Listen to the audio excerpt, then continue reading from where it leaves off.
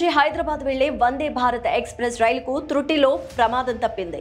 మహబూబాబాద్ జిల్లా తాళ్లపూసపల్లి railway station సమీప అప్లైన్లో 428/11 వద్ద రైల్వే ట్రాక్ పైకి వచ్చిన ఎద్దును వేగంగా వస్తున్న వందే భారత్ రైలు ఢీకొట్టింది. దీంతో కొన్ని నిమిషాల పాటు ట్రాక్ పై ఎక్స్ప్రెస్ రైలు నిలిచిపోయింది. దీంతో అధికారులతో పాటు ప్రయాణికులు కూడా సిబ్బంది ఘటనా స్థలానికి చేరుకున్నారు. ప్రయాణికులైతే ఊపిరి పీల్చుకున్నారు.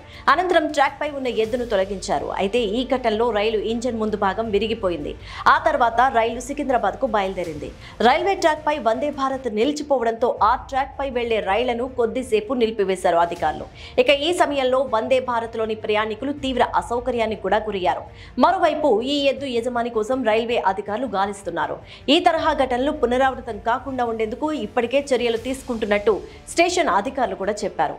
మరోవైపు ఆంధ్రప్రదేశ్ రాష్ట్రం బాపట్ల జిల్లా చీరాల ఫైర్ ఆఫీస్ గేట్ వద్ద మరో వందే భారత్ రైలు నిలిచిపోయింది.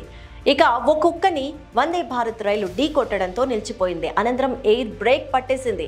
దీంతో రైలు అక్కడికక్కడే నిలిచిపోయింది. విజయవాడ నుంచి చెన్నై వెళుతుండగా ఈ ఘటన చోటు చేసుకుంది. దీంతో రైల్వే సిబ్బంది రంగంలోకి దిగి మరమ్మతులు చేపట్టారు. రైలు నిలిచిపోవడంతో అందులోని ప్రయాణికులు కూడా తీవ్ర ఇబ్బందులు పడ్డారు.